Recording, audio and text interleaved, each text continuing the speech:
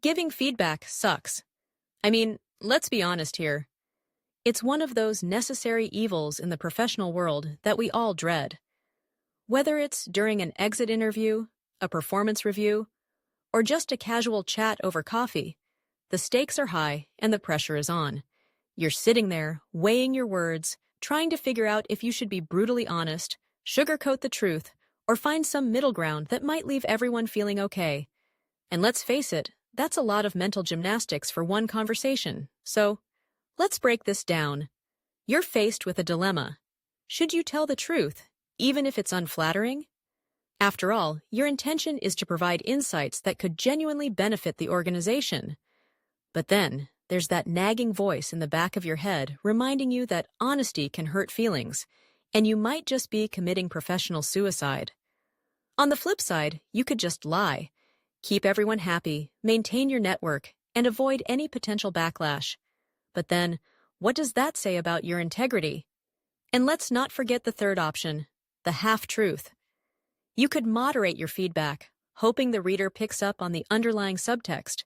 But who are we kidding? That's a gamble, too. This whole feedback thing is uncomfortable. It makes everyone uneasy. And maybe that's why so many people avoid asking for feedback in the first place. They don't want to hear it, and honestly, who can blame them? You sit there, pondering whether to jeopardize your integrity or your career. Will your intentions be misread as cruel or deceitful? Or worse, will you come off as out of line? It's a minefield, and navigating it feels like a high-stakes game of poker where you could either win big or lose everything. I've been mulling over this dilemma for years, and trust me, I've had my fair share of experiences with it. I've seen how others handle it, and I've read countless articles that stir my thoughts. One piece in particular sticks with me. It argues that even when you're honest, HR and company leadership often don't do much with the feedback they receive. They don't pass it along, and no real changes happen. So what's the point? You risk burning bridges, and your goodbye could turn into a see you never situation. When it comes to giving feedback, it shouldn't be an opportunity to air every grievance, real or imagined. But where do you draw the line? If you speak the truth, especially if it's unfortunate, there's always a chance that someone with less integrity will take the opportunity to damage your reputation later. Picture this. A recruiter calls them years down the line for a back-channel reference. They could lie about you, or worse, they could reach out to your new employer and slander you. And let's not forget how easily words can be twisted. Depending on how well you communicate your thoughts, you could end up being perceived as a liar or someone who's just bitter, trying to take one last jab on the way out. So, what's a professional to do in this tangled web of feedback?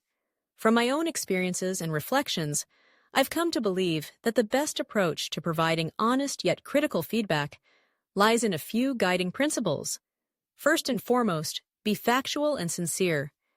Keep your feedback grounded in facts, supported by examples and evidence. Leave out hearsay, opinions, and gossip. When you express how you feel about an issue, do it objectively. Pay attention to your tone and body language so that the person on the receiving end can feel your sincerity. It's also a good idea to write your feedback. Let it sit for a while, and then revisit it with fresh eyes. If you're dealing with sensitive subjects, talk it through with trusted friends first. Their input can be invaluable. Next, balance the positive with the negative. In almost every situation, there are positive aspects worth mentioning. By including positive feedback, you build credibility and trust. It helps to mitigate the sting of the critical points you're about to make. And let's be real, nobody wants to hear that they're terrible at their job without any silver lining. But here's a pro tip. Avoid the feedback sandwich. The one where you start with something nice, then hit them with the negative, and finish with another positive. It rarely works. People tend to focus solely on the accolades and miss the constructive criticism entirely. Now, let's talk about keeping it constructive. Your feedback should aim to create positive change. If the recipient knows you're coming from a place of good intentions, they're more likely to receive your message well and avoid misinterpretation. And don't forget to provide a summary. A clear and concise summary at the beginning of your feedback makes it more memorable and helps ensure your overall message isn't lost in the details. Lastly, it doesn't hurt to ask what kind of feedback the assessor is looking for and in what format. After you've processed your thoughts and drafted your feedback, reach out with something like, "Hey, thanks for seeking my feedback on this.